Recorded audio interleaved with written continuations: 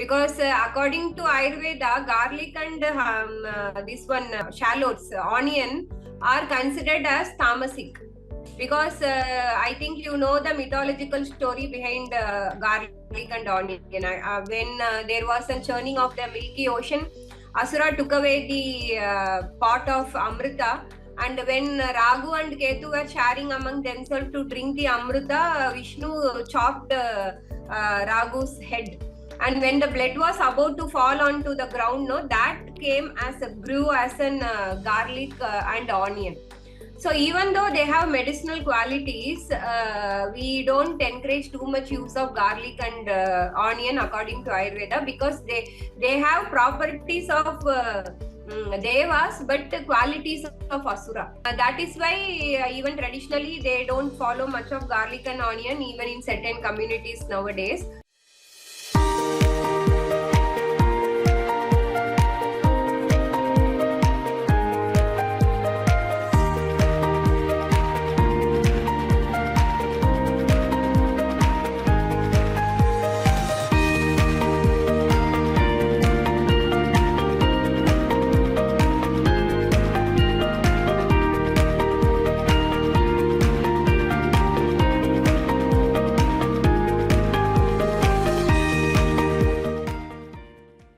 I'll give our first question to Shmuel. Welcome, thank you. I am muted.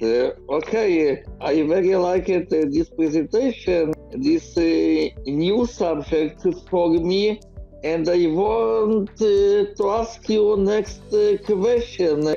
How exactly Ayurveda can support effective treatment in children with PTSD, children with post situations? But that can be managed in case, for example, if there is any physical injury, that has to be managed in a Western way only, sir. Because, for example, in the case of a cerebral palsy, we do have a lot of inpatient treatments. Like we have some special rice boiled with little milk, and we make the patient to get admitted for that maybe for a week time or 10 days. Because Ayurveda can help to strengthen the muscles and also the ligaments. So in case of some other trauma, like they had a very heavy fall from a very height or anything like that, resulting in a contusion or anything, we do have certain oil applications and certain poultices which will help to immediately relieve the pain. In case of any fractures and all, we have to intervene surgically or with any other staples or plasters. But there are certain medicines to improve the osteo health also, which I have just discussed, especially the herb called Astra Shringara, that is quadrangularis. Even almonds, sesame, which are very good in calcium, has to be incorporated on a daily basis to improve the bone health. I hope your answer about post-trauma is answered, or do you have any further query? Yeah, of course. Thank you very much. So, you have said about Upanayana. Is it some of these milestones, the milestones you suggested is relevant to everybody, but are these rituals like Upanayana and all with respect to only certain communities, or can anybody it is followed only by certain communities, ma'am, now. But actually the main thing is like the concept is the young person forms as a dvija, that is, he is twice born. They have made it more religious nowadays, and when we tie the thread around the waist, that is an indication whether they are growing taller or they are growing broader. So that is an indication that their nutrition wise is health is a measure to, that's a way to measure their nutritional status. In the Telugu communities call it molatadu when we tie it around the waist. Mm-hmm.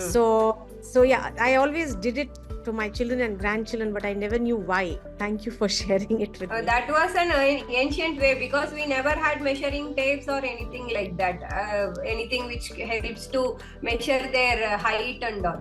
So this was specially made by the acharyas. Like when we tell it in the name of a ritual or anything, people have a fear to follow that. Anything given in the name of the god, they will definitely follow that. That was the ideology behind that. Like that. Dr. Shadiq Siddiqui has a question. Need to know about Swarna Prashna. Yeah, Swarna Prashna, actually we do it in every Pushya Nakshatra, ma'am. That is mainly to improve the immunity of the child. Actually, we have a combination of Brahmi, gold, ghee and vacha. That is the main ingredient of that. And we have to mix it for few hours so that it becomes a very good amalgamation. And we give it like until 16 years of the age, which is a very simple mechanism to improve the immunity of the child. Is it given only on that particular day? Only on that particular nakshatra. Even certain things we have to follow. Even the mixing has to be done in certain nakshatras only. So when you see nakshatra, is it the nakshatra of the child? No. It's like a Pushya nakshatra, the regular nakshatra. When the calendar is on a certain date. Not the star of the child. Right. So anybody can take this particular concoction on that day. Yeah, they can take. Until the age of 16, they can take. From which age should they be taking this? Right from the birth, they can take. There is a question from Ms. Pramji Rathod Rai Gandhi. If we don't eat honey, ginger and garlic, then what are the options? Religiously, there may be some restrictions in following honey, ginger or garlic.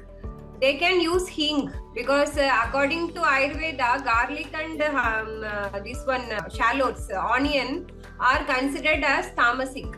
Because I think you know the mythological story behind garlic and onion. When there was a churning of the Milky Ocean, Asura took away the pot of Amrita, and when Raghu and Ketu were sharing among themselves to drink the Amrita, Vishnu chopped Raghu's head. And when the blood was about to fall onto the ground, that grew as an garlic and onion.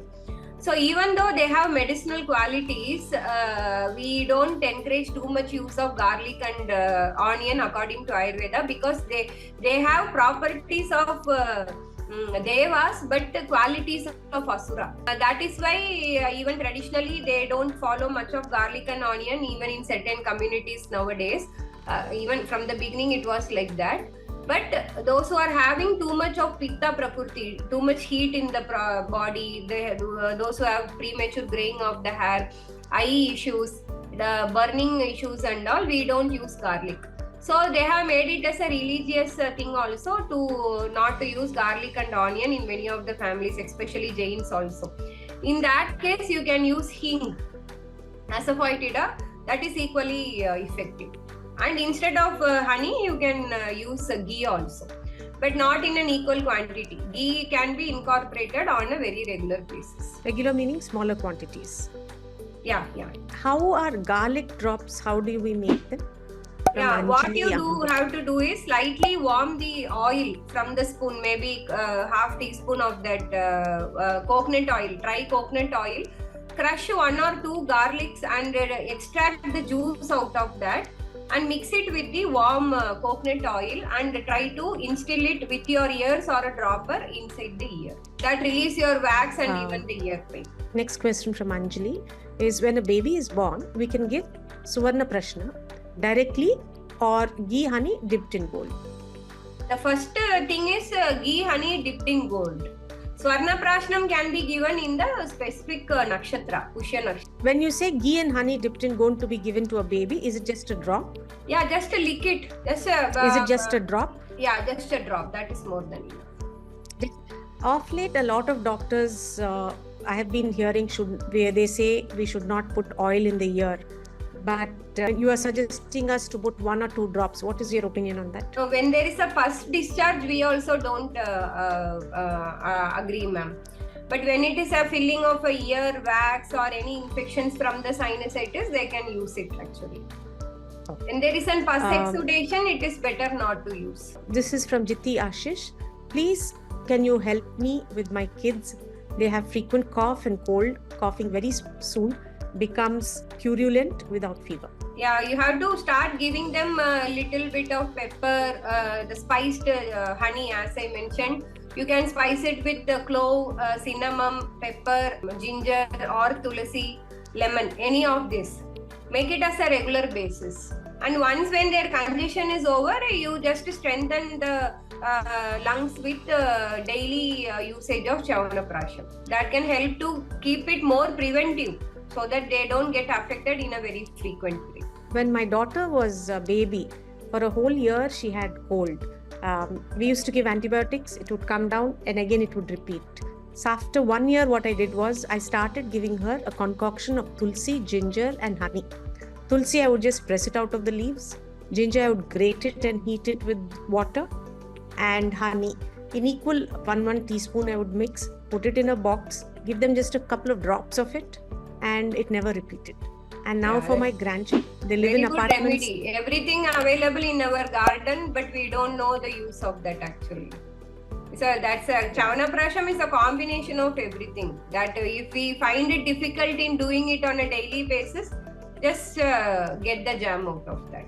Where do you suggest this Chyavanprash? Which brand would you advise us to take?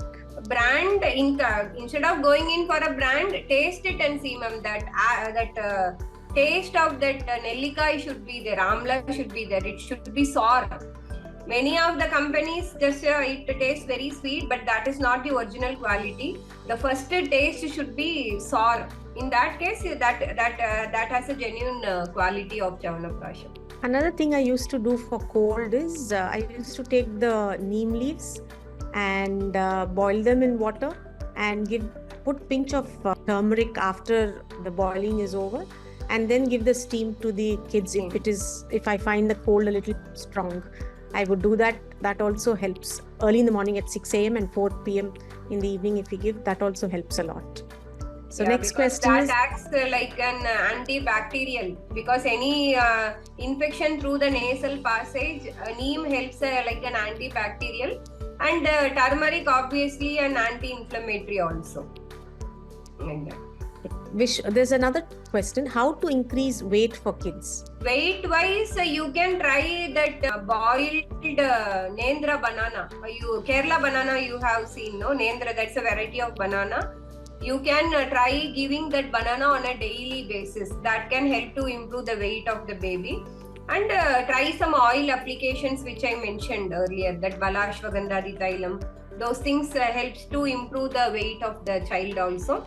And if they are okay with, you can give porridge out of Navara rice. That is a special type of Kerala rice which is harvested in 60 days. That is very good in calcium also. You can make a plain kanji out of that, and that helps to improve your weight immediately. Another thing that I would practice with my children is 6:37 in the morning. I would have them do karate, and that actually this exercise would improve their appetite, and no issues, no complaining about having food once they did their karates in the morning. Okay. So next question, Common Bale. Can we give Suvarna Prashan on daily basis from birth? No, ma'am. Daily it is not advisable. Only on the certain stars, that Pushya Nakshatra alone, once in a month we. Is there an alternative to Swarna Prash? Alternate, you can give Brahmi Ghritam, you can give, but it won't be an exact alternate of that. Saraswata Ghritam you can give, Brahmi Ghritam, that can be given on a daily basis. This is from Shweta Jain. Ma'am, 7-year के kid में constipation के लिए क्या better remedy होगा? Yeah, you can give a little bit of castor oil, maybe 1 spoon with warm milk at bedtime, or even you can soak a few raisins, black raisins on a regular basis, maybe 10 to 15. Crush it along with the water, and you can give it on the empty stomach. That helps to relieve the constipation immediately. The child won't restrict taking that because of the taste. It can help also. This is from Dr. M. Al Poonami. For baby who are allergic to milk, breast milk, what remedy can be? Goat's milk can be given. Goat's milk is equally effective like cow's milk. You can dilute it with water and you can give it. This is from Miss Manisha Zanis. Someone's kids complains of tiredness or lack of energy. What are the better remedies to overcome this? You have to give them, start giving them dry fruits. Instead of going in for any processed food, make some dry fruit laddus mixed with sesame seeds, almonds, pistas, and other thing. You can equally grind it with dates and give them 1 or 2 balls on a daily basis. You can equally give them sesame balls on a daily basis. That helps to improve their general energy levels also.